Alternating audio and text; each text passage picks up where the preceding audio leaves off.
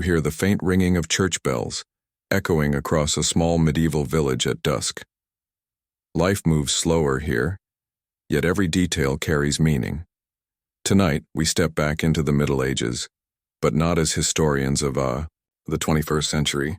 Instead, we'll walk through this world as it was imagined by the Victorians of the 19th century, a society obsessed with the romance, mystery, and secrets of medieval life. This is not simply a story of knights, castles, and kings. It's a tale of how an entire era's image, especially its beauty standards, was rewritten through Victorian eyes. Through them, the Middle Ages became something more than history. It became legend. So, settle in, breathe deeply, and let's begin. The Victorian obsession with the Middle Ages. To understand how the Victorians shaped our modern view of medieval beauty, we first need to step into their world. The 19th century was an age of industrial progress. Steam engines roared, railways stretched across countries, and cities swelled with smoke and noise. Yet amid all this change, there was a deep nostalgia for what people believed to be a simpler, purer time, the Middle Ages. This longing was so powerful that it sparked what we now call the medieval revival. Painters, poets, architects, and scholars poured their energy into reimagining a distant past. The pre-Raphaelite Brotherhood, for example, created stunning works of art portraying medieval women as ethereal, serene, and impossibly beautiful. Writers like Alfred Lord Tennyson crafted poems where knights were noble, maidens were delicate, and courtly love reigned supreme. But here's the catch. Most of what the Victorians believed about medieval beauty wasn't entirely accurate. Instead, it was filtered through their own moral values and cultural ideals.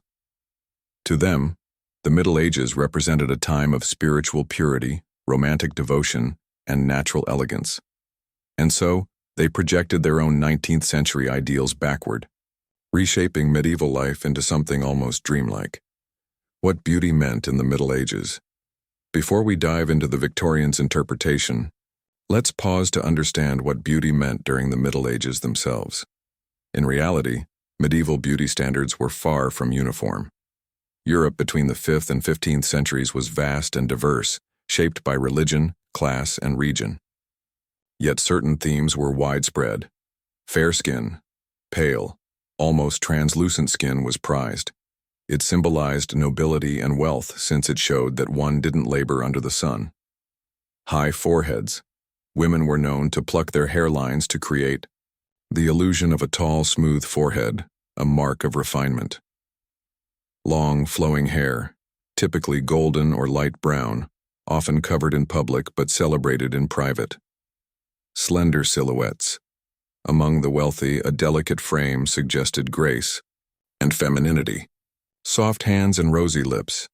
Manual labor left marks on the body, so smooth hands and naturally tinted lips signaled privilege. Beauty, however, was not just physical, it was deeply spiritual. In a deeply religious society, physical appearance was often tied to morality. To be beautiful was, in some sense, to be good. The Victorians' romantic filter fast-forward several centuries, and the Victorians looked back on these traits with longing, but they amplified them to fit their own ideals. To Victorian writers and artists, the medieval woman was the ultimate symbol of purity and virtue. She wasn't just pale, she was luminous, almost otherworldly. Her hair wasn't just long, it flowed like rivers of gold. Her gowns were imagined as works of art, draped in silks and velvets far beyond what most medieval women could ever afford. This transformation wasn't accidental. In Victorian society, women were expected to embody a kind of angelic femininity, passive, graceful, and morally untouchable. By reshaping medieval beauty standards, the Victorians reinforced their own cultural expectations. Take, for example, the pre-Raphaelite painting, The Lady of Shalott, 1888, by John William Waterhouse. Inspired by Tennyson's poem, the artwork depicts a woman cursed to view the world only through a mirror, her beauty tragic yet transcendent. Her pale skin, flowing hair, and delicate features became an icon of medieval femininity. But this was, in truth, a Victorian fantasy. Beauty secrets. According to the Victorians, one of the most fascinating aspects of this reinterpretation is how the Victorians imagined medieval beauty rituals. While many of their ideas were rooted in historical practices, they were often exaggerated or idealized. Herbal remedies and skin treatments. The Victorians believed medieval women used natural remedies like rose water, honey, and milk baths to achieve flawless skin. While some medieval texts do mention herbal beauty recipes, the Victorians elevated these practices into something almost mystical. Golden hair ideals. In Victorian paintings, nearly every medieval beauty has long, golden locks. In reality, hair colors varied, but Victorians associated blonde hair with innocence and purity, projecting their preferences backward. Perfumes and oils, scented oils, lavender sachets, and floral perfumes were imagined as staples of medieval luxury. While nobles may have used fragrant herbs, the extent was far less lavish than Victorian fantasy suggested. Cosmetic avoidance. The Victorians often emphasized the idea that medieval women avoided heavy cosmetics, preferring natural beauty. While partially true, this aligned perfectly with Victorian morality, which viewed makeup as deceitful or sinful. In essence, the Victorians reconstructed medieval beauty as natural yet cultivated, innocent yet enchanting, a paradox that mirrored their own social tensions, the myth versus the reality. By the late 19th century, the Victorians' vision of the Middle Ages had become so dominant that many people accepted it as historical fact. Books, paintings, and even early museum exhibits portrayed medieval beauty as delicate, refined, and almost divine. But the truth was more complex. Medieval life was harsh for most people. Hygiene was limited, mortality rates were high, and only the wealthy had the means to indulge in elaborate beauty rituals. The Victorians rarely acknowledged this reality because it didn't fit their romanticized narrative. This tension between myth and history is central to our story. It's what makes the study of medieval beauty through Victorian eyes so fascinating. Setting. The stage for what's ahead in the chapters to come. We'll dive deeper into the Victorian imagination. We'll explore how medieval beauty ideals became entwined with Victorian morality, the role of art, literature, and fashion in shaping public perception, the surprising influence of religion and class on beauty standards, the hidden contradictions between historical reality and romanticized fantasy. We've only just opened the door to this world where history and imagination intertwine. For now, let the sound of distant bells and soft candlelight linger in your mind. Because the deeper we step into the Victorians' vision of the medieval past, the more we uncover about their own society, their fears, their desires, and the timeless pursuit of beauty itself. Close your eyes for a moment. Imagine you are standing inside a Victorian drawing room, its heavy velvet curtains filtering the afternoon light into a soft golden glow. On the table before you rests an open illustrated book, a thick volume, filled with paintings of medieval maidens. Their pale faces seem to shimmer, their hair cascades like molten gold, and their gowns are woven with impossible detail. But here's the secret. This isn't a window into the real Middle Ages. It's a Victorian daydream, a carefully crafted image of a world that existed more in imagination than in truth. In this part of our journey, we dive deeper into how the Victorians reimagined medieval beauty rituals, fashion, and social ideals. By doing so, we uncover not just their vision of the past, but also the hidden values and anxieties of their own time. Settle in. The candles are glowing brighter now, and our story moves deeper into shadow and light, Victorian artists and the creation of medieval beauty. To truly understand how the Victorians reshaped medieval beauty, we need to step inside the world of art and literature. In 1848, a group of young artists formed what they called the Pre-Raphaelite Brotherhood, a collective that rejected the industrialized, mechanical look of modern Britain and instead sought inspiration in the purity of medieval art. For them, the Middle Ages represented something spiritual and untainted. Their paintings became iconic, shaping an entire generation's understanding of medieval life and, most importantly, medieval women. Look closely at these paintings, and a pattern emerges. Pale, luminous skin dominates every canvas. Long, flowing, hair, usually golden or auburn, frames delicate faces. Soft, sorrowful expressions suggest virtue, mystery, and quiet suffering. Luxurious gowns seem to belong more to fantasy than history. One striking example is Dante Gabriel Rossetti's painting Proserpine, 1874, where the model's rich auburn hair glows like fire, and her face carries a distant, melancholic beauty.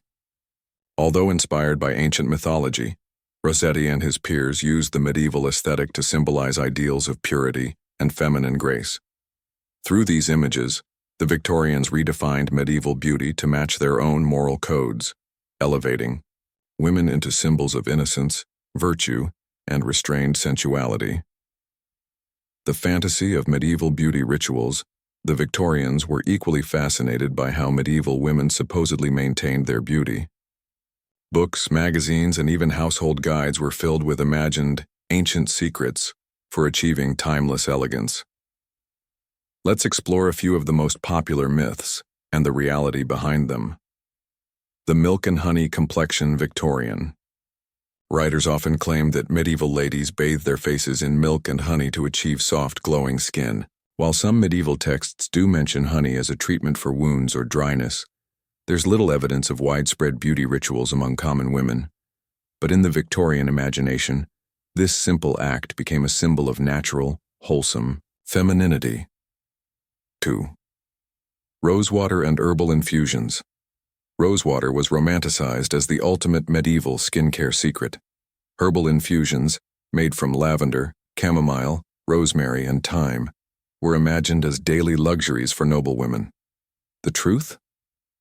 These remedies did exist but were limited to the wealthy elite, not the everyday villager. Still, to Victorians, these rituals spoke of an idyllic pastoral past, far removed from the soot-filled streets of 19th century London. Hair as a symbol of virtue for the Victorians, hair was everything. Medieval maidens in paintings always had impossibly long silken locks, often golden or chestnut in color. Why golden? In Victorian thought, blonde hair symbolized purity, innocence, and angelic beauty. Painters exaggerated this ideal, even though historical records show that many medieval women actually covered their hair in public, as modesty was a religious expectation. Natural beauty versus cosmetics. The Victorians portrayed medieval women as naturally beautiful, untouched by artificial enhancements. Heavy makeup, they believed, was sinful and deceitful, a sign of vanity rather than virtue. Ironically, medieval elites did use cosmetics: ground lead for pale skin, crushed berries for rosy lips, and herbal dyes for hair. But the Victorian lens erased these truths, preferring to imagine medieval beauty as God-given and morally pure. The influence of class and morality. To understand why the Victorians shaped medieval beauty this way, we need to consider their social anxieties. In 19th century Britain, society was obsessed with class distinctions and moral conduct. Beauty was tied directly to virtue and status. Upper-class women were expected to embody delicacy, modesty, and refinement. Working-class women were often depicted as coarse, sunburnt, and unfeminine. Moral beauty, inner purity, was considered inseparable from outer appearance. By projecting these values onto the Middle Ages, the Victorians turned medieval beauty into a moral lesson. True beauty comes from purity, restraint, and grace. This reinterpretation says more about the Victorians than it does about medieval life itself. It reveals a society wrestling with industrialization, gender roles, and fears of moral decline, finding solace in an imagined past where everything seemed ordered and divine. Fashion, the fabric of fantasy Victorian visions of medieval fashion, were equally romanticized. Through paintings, stage plays, and literature, they crafted a world of flowing gowns, jeweled crowns, and embroidered veils, a far cry from the practical garments most medieval people actually wore. Some key Victorian, medieval fashion ideals included velvet and silk gowns, often depicted in art but largely inaccessible to real medieval women. Tight, cinched waists, a Victorian addition. Medieval women did wear fitted gowns, but the extreme corseted look belonged to the 19th century. Intricate hairstyles and headdresses, while some medieval noblewomen wore elaborate veils and circlets. Victorian interpretations turned them into fairy tale crowns. Deep, jewel-toned colors, symbolizing wealth and nobility, these shades were far rarer in actual medieval Europe, where dyes were expensive and inconsistent. These imagined fashions became so influential that they even inspired Victorian clothing trends.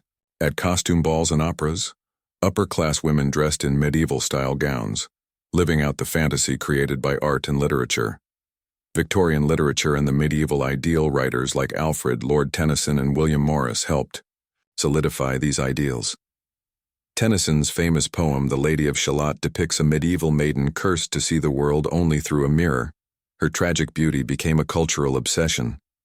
William Morris, meanwhile, used medieval themes in both his poetry and his designs. His ornate patterns and tapestries romanticized the medieval household as an artistic paradise, full of harmony and natural elegance. Through these works, the Victorians weren't just studying medieval life, they were reinventing it. The quiet power of the myth. By the late 19th century, this idealized medieval beauty had seeped into every corner of British culture. It appeared in paintings and poetry, theater and opera costumes, architecture.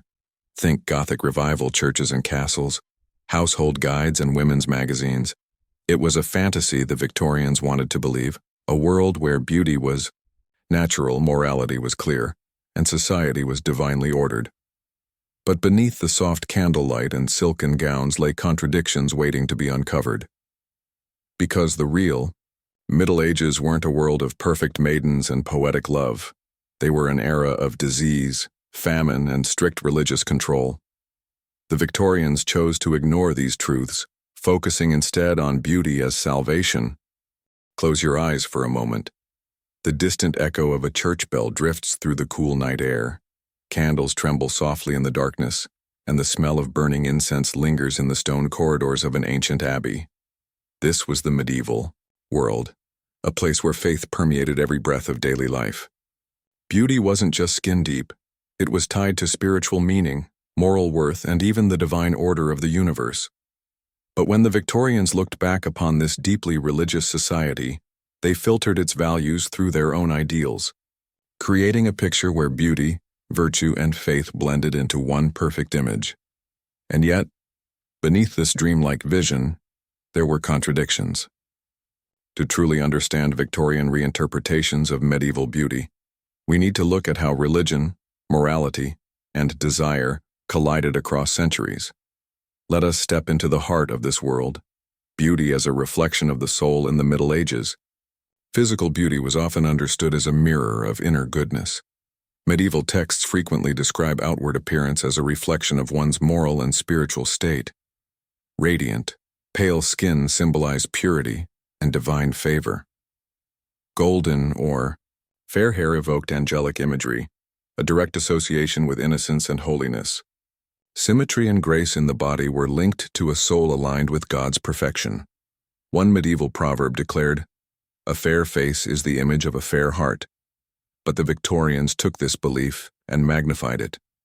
In their eyes, a beautiful, medieval woman wasn't just blessed by God, she became a symbol of morality itself. For them, true beauty meant natural elegance untouched by vanity. Innocence and modesty reflected in clothing and manner, a quiet, graceful demeanor that suggested spiritual devotion. Through this lens, the Victorians transformed medieval beauty into a moral ideal, using the past to reinforce their own values. The Virgin, the saint and the sinner. Victorian interpretations of medieval beauty often divided women into three symbolic archetypes. The Virgin, innocence, idealized. The Virgin Mary became the ultimate symbol of purity. In Victorian medieval art, maidens were depicted with flowing golden hair symbolizing divine light, unblemished skin, soft and pale like moonlight, downcast eyes to convey modesty and humility. This archetype reinforced the Victorian ideal woman, passive, delicate, and morally untouchable. 2. The saint. Beauty as sacrifice. Saintly beauty was imagined as otherworldly. The Victorians loved stories of medieval saints who renounced vanity and earthly pleasures, yet their portraits still depicted them as breathtakingly beautiful. It was a paradox. Rejecting beauty made one more beautiful, a belief that resonated deeply with Victorian religious morality. The sinner, desire and danger. Not all beauty was virtuous. The Victorians also projected their fears of sexuality onto medieval archetypes. Paintings and literature portrayed the dangerous beauty, women who tempted knights and kings away from their moral duties. In these depictions, darker features like raven hair or deep-shadowed eyes often symbolized seduction. Red lips hinted at passion, sin, and forbidden desire. Revealing gowns contrasted with the modest virgin archetype, warning of corruption. Through these images, the Victorians used medieval beauty to explore their anxieties about female sexuality, temptation, and morality. Religious influence on fashion and rituals in both real medieval life and Victorian reinterpretation. Religion shaped how beauty was expressed or restrained. Medieval modesty. Medieval Christian teachings emphasized modesty as a sign of spiritual devotion. Hair, considered a symbol of vanity, was often covered by veils or wimples. Loose flowing gowns hid the figure to avoid temptation. Cosmetics were discouraged by the church, seen as tools of deceit. Yet, in their reimagining, Victorian artists stripped away much of this restraint. In pre-Raphaelite paintings, medieval maidens are often shown with uncovered hair, bare shoulders, and dreamlike sensuality, ironically at odds with historical religious norms. Victorian spiritual beauty. While Victorians admired religious modesty, they also idolized physical beauty as a form of divine grace. To them, a naturally beautiful woman was seen as closer to God, not because she was adorned, but because she embodied natural perfection. This belief fueled an entire market of natural beauty guides, which often romanticized medieval rituals, like milk baths for purity and softness, lavender oils for spiritual calm, rosewater rinses to achieve a heavenly glow. In reality, few medieval women could afford such luxuries, but the Victorians embraced the fantasy. Desire hidden beneath devotion. Here lies the great contradiction of the Victorian view. While they publicly celebrated modesty and virtue, their fascination with medieval beauty often carried an undercurrent of sensuality. Look closely at pre-Raphaelite art, and you'll notice bare feet and flowing hair, symbols of wild, untamed femininity. Gazes that linger, half inviting, half forbidden. Tactile fabrics, silks, velvets, and soft lace that evoke intimacy. The Victorians used the Middle Ages as a safe stage upon which to explore desire and passion, things they could not openly discuss in polite society. Beauty as power and symbolism were. All their romanticizing, the Victorians also understood beauty as a form of power, especially in medieval narratives. In literature and legend, beautiful women could inspire knights to greatness or lead kings to ruin. The Victorians embraced this symbolism, weaving it into their retellings of medieval stories. In Tennyson's Idylls of the King, Queen Guinevere's beauty both elevates and destroys Arthur's kingdom. In Rossetti's La Belle Dame sans Merci, a maiden's beauty is so enchanting it consumes the knight entirely. Through these stories, the Victorians revealed their belief that beauty could be both divine gift and dangerous weapon. The moral battleground of the body Victorian medievalism wasn't just about aesthetics. It reflected deep social struggles over gender roles. Women were idealized yet constrained by rigid expectations. Sexual morality. Desire was celebrated in art but shamed in society. Class divisions. Pale, refined beauty symbolized privilege, separating noble ideals from working-class reality. The body became a moral battleground, where beauty represented order, virtue, and control, yet also passion, danger, and chaos. This tension is what made the Victorian vision of medieval beauty so captivating. It wasn't simply about looking backward. It was about negotiating their own identity through the lens of the past. Close your eyes for a moment. Picture yourself walking down a long, torchlit corridor of a medieval castle. The stone walls are cool beneath your fingertips. The faint scent of beeswax candles mixes with lavender drifting through the air. You stop at an arched wooden door, carved with vines and roses, and push it open. Inside lies a beauty chamber, or at least, what the Victorians believed such a room might have looked like. Velvet cushions, polished mirrors framed in gilded wood, bottles of rose water, bowls of milk, and tiny ivory combs rest upon a carved oak table.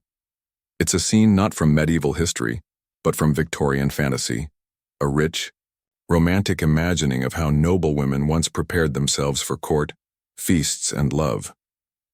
In this chapter, we'll explore how the Victorians built these imagined private worlds, how they recreated medieval beauty rituals for themselves, and how this blending of fantasy and desire shaped not only art and literature, but also real Victorian beauty practices. Settle in.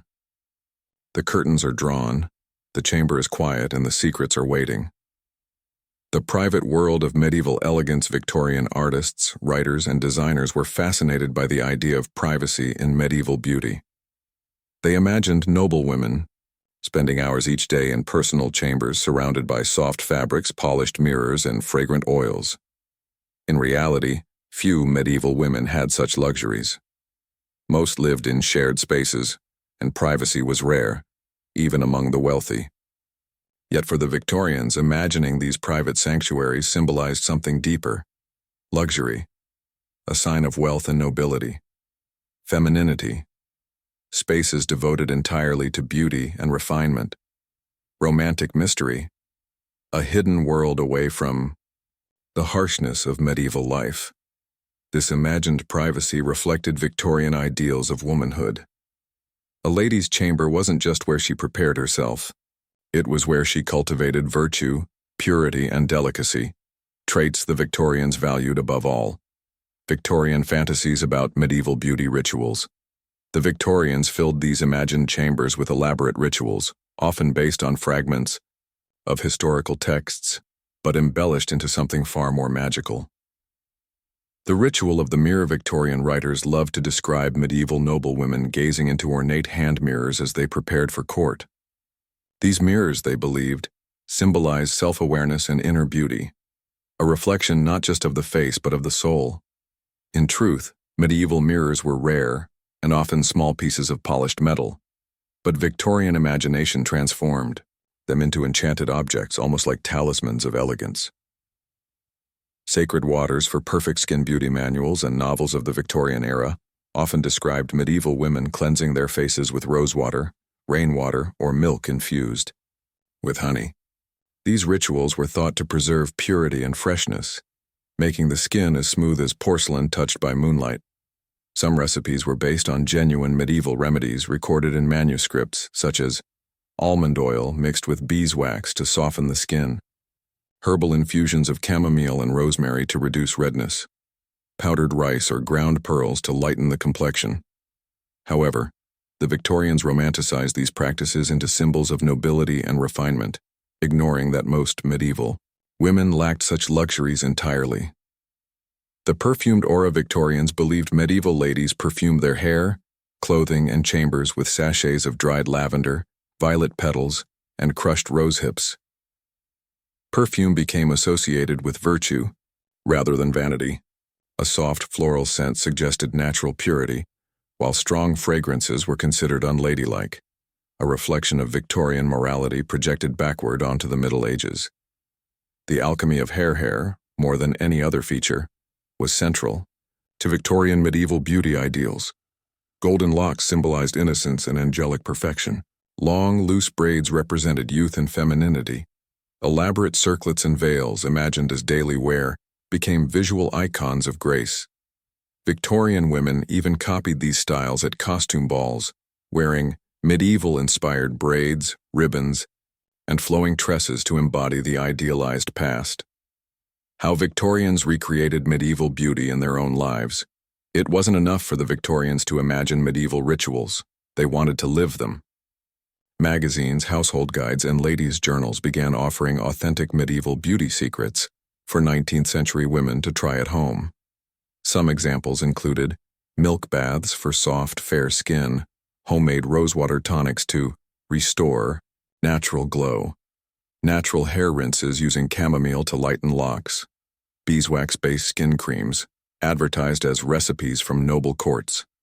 Even though these practices were often Victorian inventions rather than historical facts, they offered women a way to perform medieval elegance, to embody the romantic ideals they saw in art and literature. The rise of medieval-inspired cosmetics. Ironically, while Victorians praised the natural medieval look, they began creating products to simulate it. Pearl powders to whiten the skin, sold as inspired by medieval nobility. Tints made from crushed berries for naturally rosy lips and cheeks. Perfumed oils marketed as ancient recipes, rediscovered from medieval manuscripts. This blending of fantasy and commerce reveals how the Victorian economy of beauty fed upon nostalgia. By selling products from the past, brands promised women a connection to timeless grace and spiritual purity, beauty, desire, and the secret rebellion. For all their talk of virtue, the Victorians used medieval beauty fantasies to flirt with forbidden ideas. In a society where strict rules governed female behavior, imagining medieval women as mysterious, sensual, and free offered a safe escape. Pre-Raphaelite art often depicted women with bare feet, loose hair, and parted lips, symbolizing both innocence and passion. Novels like Ivanhoe and The Lady of Shalott explored forbidden love, temptation, and tragedy through the veil of medieval romance. Costume balls allowed women to dress in flowing gowns and braided crowns, embracing fantasies of freedom while remaining within socially acceptable boundaries. Victorian society celebrated modesty publicly, but indulged fantasy privately, and medieval beauty ideals became the perfect playground for this contradiction. The living history phenomenon. The fascination went beyond cosmetics and fashion. The Victorians staged elaborate medieval reenactments at fairs, theaters, and private salons.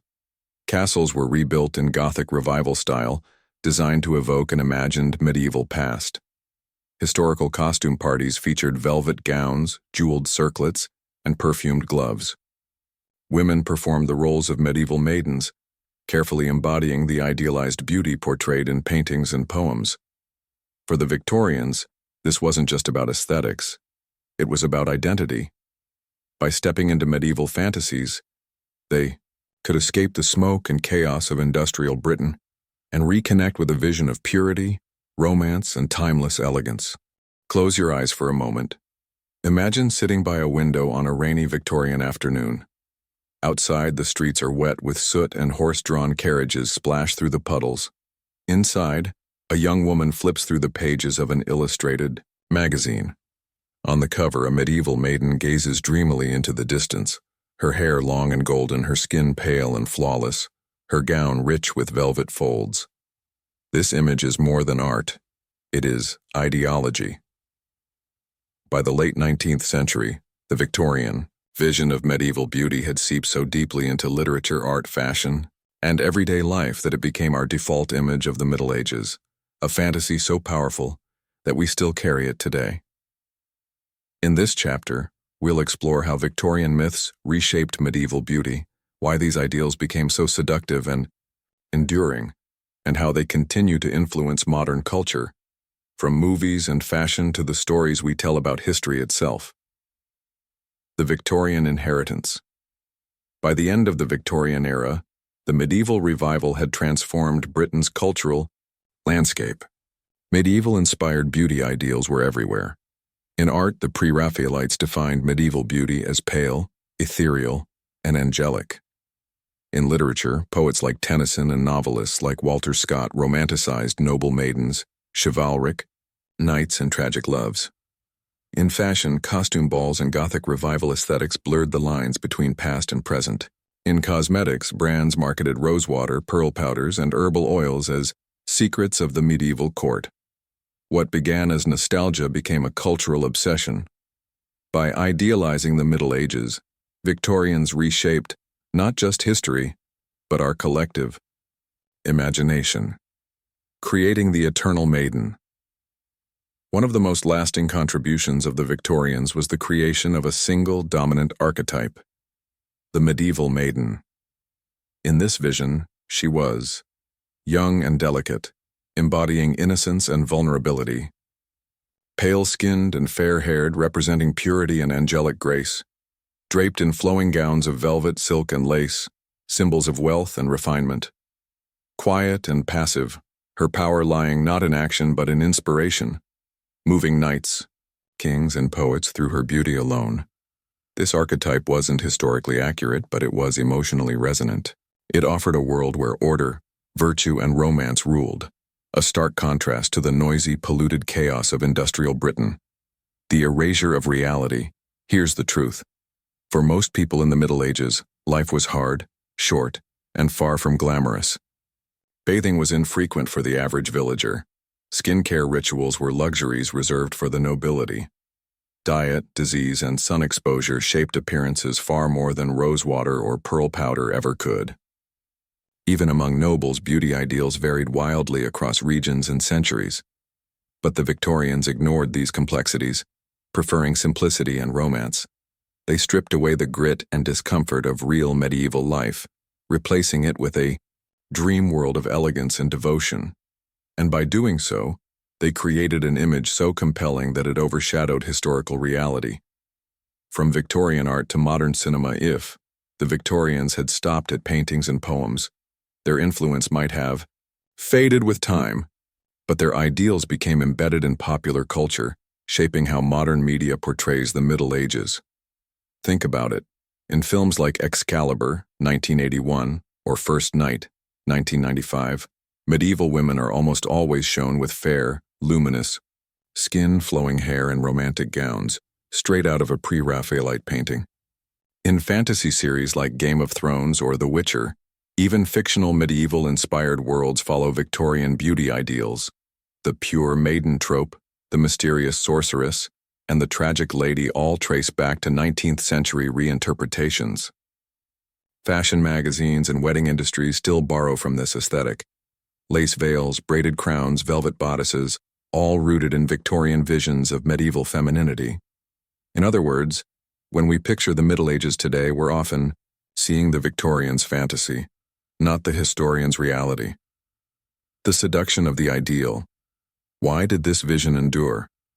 Why do we still cling to these images of pale maidens and romantic castles? The answer lies in desire. The Victorian reinterpretation of medieval beauty fulfilled several psychological needs: escape from modernity. As industrialization stripped the natural world, the medieval ideal offered a return to simplicity and harmony. Clarity of morality. In this imagined past, beauty equaled goodness and ugliness symbolized corruption, a comforting worldview in an age of social upheaval. Timeless aspiration. By tying beauty to virtue and purity, Victorians created an ideal that transcended time, making it endlessly appealing. This wasn't just nostalgia, it was a cultural fantasy so deeply woven into art, literature, and commerce that it became almost invisible. Victorian contradictions that shaped us ironically. While Victorians idolized natural beauty, they also created entire industries of artificial enhancement. They praised untouched purity, yet marketed powders, oils, and creams as ways to achieve it. They celebrated modesty, yet painted medieval women with flowing hair and bare shoulders to evoke sensuality. They championed spiritual virtue, but used beauty to explore forbidden desires beneath a respectable veil. These contradictions mirror the tensions we still face today. Modern advertising sells us natural beauty through curated products. Films romanticize history while glossing over its hardships. Fashion borrows from fantasy more than fact. In other words, the Victorian fantasy didn't just survive, it evolved into a modern myth. Beauty as legacy. The Victorians didn't just reinterpret medieval beauty, they invented a cultural memory. They gave us the golden-haired maiden as the universal image of feminine innocence. The belief that medieval beauty rituals were mystical, natural, and timeless. A romantic lens through which we still view castles, gowns, and courtly love. Even today, tourism campaigns, bridal fashion, and fantasy novels draw directly from Victorian medievalism. Every time we picture a medieval banquet, a fair maiden, or a knight kneeling before his lady, we are, in some way, seeing through Victorian eyes. Listen closely. Imagine the soft crackle of a hearth fire. Shadows dance across stone walls. A faint breeze whispers through the curtains, carrying the scent of old parchment and pressed flowers. You are seated in a grand Victorian study, surrounded by books, paintings, and sculptures of medieval queens and chivalric knights. But these aren't fragments of the past. They are dreams of the Victorians. Dreams so vivid, so carefully woven into poetry, paintings, and fashion, that even now, more than a century later, we see the Middle Ages through their eyes. This is where our journey ends, not in the dusty halls of the real medieval world, but in the reflections of Victorian imagination that continue to shape how we think about beauty, femininity, and history itself. The weight of an inherited fantasy. Throughout this series, we've peeled back the layers of myth. We discovered how Victorians romanticized medieval beauty, turning complex realities into timeless ideals. We saw how artists, poets, and writers reshaped the past, crafting visions of pale-skinned maidens, flowing gowns, and enchanted rituals. We explored how these images entered popular culture, influencing everything from cinema to fashion to modern fantasy literature. But there's something deeper here. These ideals weren't just aesthetic, they were moral, psychological, and cultural blueprints. For Victorians, beauty equaled virtue. A pale, delicate maiden wasn't just physically attractive. She symbolized innocence, purity, and goodness. Conversely, women who fell outside this mold were often portrayed as dangerous, seductive, or corrupted. This framework, born in Victorian minds but draped in medieval imagery, has echoed across generations. Even today, when we consume films, ads, or literature, we're often engaging with standards of beauty created in the 19th century but disguised as ancient truths. Why these myths persist? Why do these visions still hold such power over us? The answer lies in emotion. The Victorian ideal of medieval beauty touches something universal and timeless. A longing for simplicity in a chaotic world. A craving for romance and nobility, where love feels eternal and virtue shines through appearances. A desire to belong to a time where identity and purpose seemed clearly defined. For a society living through industrial upheaval, the Middle Ages became a canvas of stability and magic. For us, in an era of digital overload and fractured realities, that same fantasy offers comfort and escape. The Victorians didn't just reinvent the medieval past, they gave us a myth we want to believe, the forgotten truths beneath the fantasy, and yet, the real Middle Ages were far from this dream. Skincare secrets? For most, survival came before beauty. Pearl powders and rosewater baths? Reserved for the rare few among the wealthy elite? Golden-haired maidens? In reality, beauty ideals shifted wildly between centuries, regions, and classes. By overlaying their Victorian values onto medieval life, 19th century Britain erased these realities. It's a reminder of something profound. History isn't just what happened, it's what we choose to remember and how we choose to tell it. And often our visions of the past say more about us than about those who lived before us. The Victorian mirror. Think of it like this. When we gaze at medieval beauty through Victorian eyes, we're not looking at a window into history, we're looking into a mirror. The pre-Raphaelite paintings reflect Victorian fears and desires. The romantic medieval novels reveal yearnings for moral clarity and simpler hierarchies. Even the obsession with rituals and natural remedies mirrors a society seeking stability in the midst of industrial chaos. The Middle Ages became, for the Victorians, a stage on which to project their fantasies. And when we consume these stories, today we inherit their vision often without realizing it. Modern echoes of a Victorian dream. Fast forward to today.